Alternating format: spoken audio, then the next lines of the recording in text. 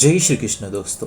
हमें अक्सर प्रश्न पड़ता है कि भगवत प्राप्ति क्या है। ऐसा मान बैठते हैं कि भगवान के दर्शन हो गए तो हो गई भगवत प्राप्ति, परंतु ऐसा नहीं है।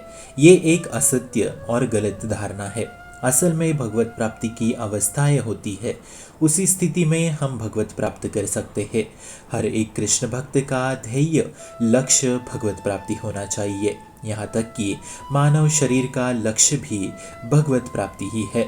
शरीर संसार का विस्मरण हो जाना, मन बुद्धि चित्त अहम अंतकरण का भगवत स्वरूप हो जाना, अर्थात मन कृष्ण हो गया, बुद्धि कृष्ण हो गई, चित्त कृष्ण हो गया, अहम में कृष्ण विराजित हो गए, समस्त इंद्रियां बाहर और भीतर एकमात्र कृष्ण कृष्ण हो गई, कृष्ण के सिवा दूसरी कोई सत्ता ही नहीं है, ऐसा बोध हो जाना ही भगवत प्राप्ति है। इसी स्थिति में मनुष्य भगवत प्राप्ति प्राप्त कर पाता है और इसी स्थिति को भगवत प्राप्ति कहा गया है। प्रभु के सिवा ना कोई था और ना कोई रहेगा, ना कोई होगा, यही बात का अनुभव में आना। एक साधक जब मेरे प्रभु आएंगे आएंगे इस स्थिति को छोड़ जब वो ये कहता है कि मेरे प्रभु आ गए, तो ये स्थिति भगवत प्राप्ति स्थिति हो जाती है।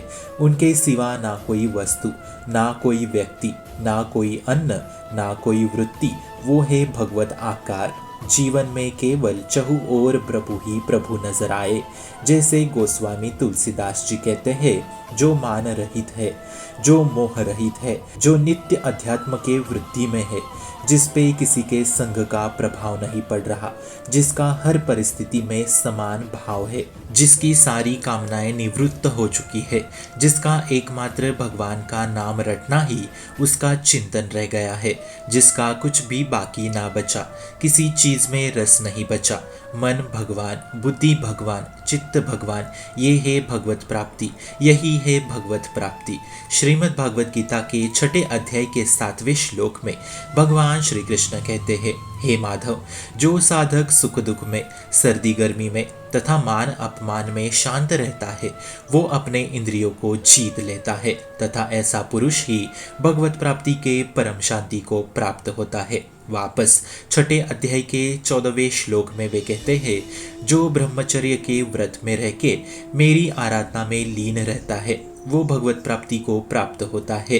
वापस इसी अध्याय के 22वें श्लोक में वे कहते हैं, जो भगवत प्राप्ति आत्मा है, वो भारी से भारी दुख भी सह लेता है, उसे उस दुख का भी भान तक नहीं रहता, इतना शांत वो हो जाता है। इसलिए भगवान सामने खड़े हो जाने को भगवत प्राप्ति नहीं कहते। ऐसा तो बहुत साधकों के साथ हुआ है, पर उनको भगवत प्राप्ति नहीं हुई है। भगवत प्राप्ति का तात्पर्य है प्रभु के सिवा ना कोई इंद्रिय रह जाना, ना कोई मन रह जाना, ना कोई बुद्धि रह जाना, जहाँ देखूँ वहाँ श्याम श्याम, करूँ तो क्या करूँ, समझ में नहीं आ रहा काम है कि प्राण है, कान प्राण में, प्राण काम में, इंद्रिया कृष्ण, मन कृष्ण, बुद्धि कृष्ण, सब कुछ कृष्ण कृष्ण, कृष्ण के सिवा कुछ है ही नहीं, जीवन बस कृष्ण कृष्ण, श्याम श्याम, ये है भक्ति का चरम धाम और भक्ति का चरम धाम ही है भगवत प्राप्ति की पहचान। हरे कृष्णा। भक्ति का प्रसार करने हेतु इस चैनल को अपने मित्र और परिवार संग शेयर जरूर करें और भक्ति दृढ़ करने हेतु इस चैनल को सब्सक्राइब करना ना भूले। राधे राधे।